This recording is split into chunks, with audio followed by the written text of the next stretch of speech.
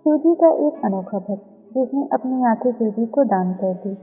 एक बार नील नाम का भील आखेट करने निकला। उसे जंगल में एक शिवलिंग दिखाई दिया। भील को शिवलिंग की पूजा करने की इच्छा हुई। तब वह पूजन सामग्री एकत्रित करने के लिए वन में गया। उसे नहीं पता था कि पूजा कैसे की जाती है।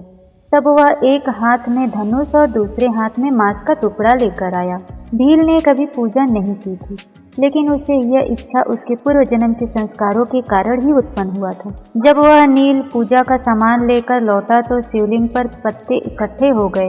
उसने उन्हें हटाया, जल से स्नान कराकर मांस अर्पित करके चला गया। अब यह उसका रोज का नियम बन गया था।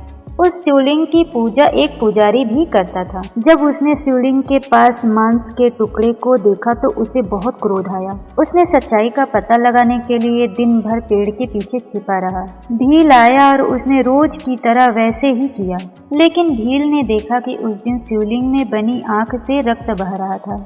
यह देखकर उसे बहुत दुख हुआ। उसने जड़ी बूटियों से ठीक करने की कोशिश भी की, लेकिन रक्त नहीं रुका।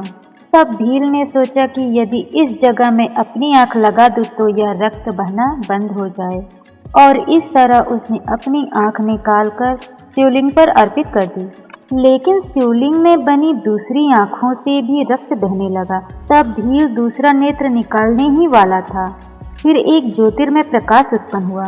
उस ज्योतिर्मय प्रकाश से शिवजी प्रकट हुए। वह उसकी इस भक्ति से प्रसन्न थे।